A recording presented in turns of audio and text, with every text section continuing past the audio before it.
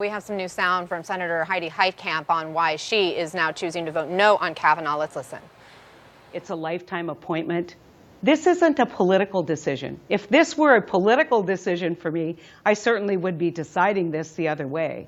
There's an old saying, history will judge you, but most importantly, you'll judge yourself. And that's really what I'm saying. I can't get up in the morning and look at the life experience that I've had and say yes to Judge Kavanaugh. Gloria Borger, I want to get your reaction because we know the latest polling shows that this move may not be good for her politically. Right.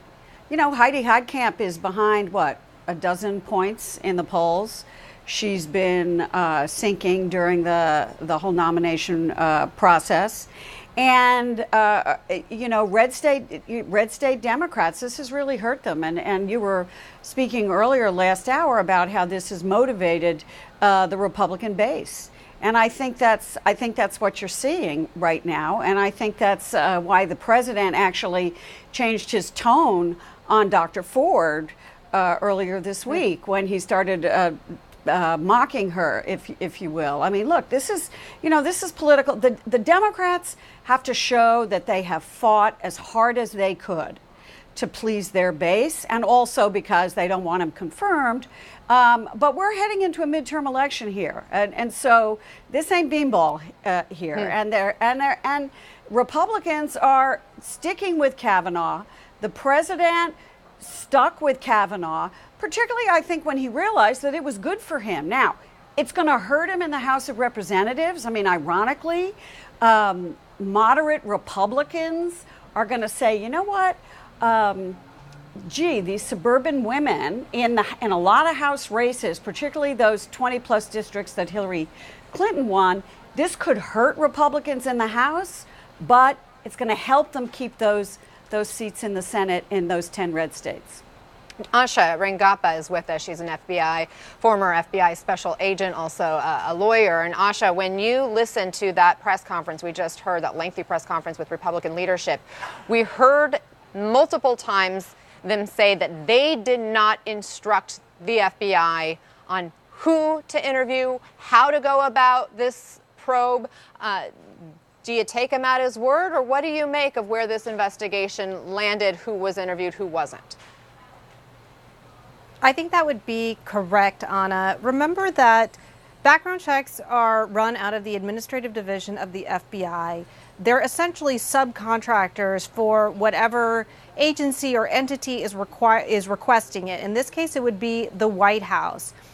When the FBI gave its background check, it was closed. For the FBI to open it up again, they needed a request from the White House to open it up and give them the scope. So in many ways, they're subcontractors, and unlike a criminal investigation, they are more at the mercy, if you will, of the parameters of what the customer wants to know. So I think the question here is, what, if any, restrictions were placed on the FBI by the White House in terms of the request to reopen this investigation? Was there a restrictive witness list? Were they told explicitly not to interview some people? That is going to be key, because on its face, it does not make sense to me that there were many other people who were not interviewed if the issue here was to look at a potential issue with regard to character or fitness or suitability for a position of public trust.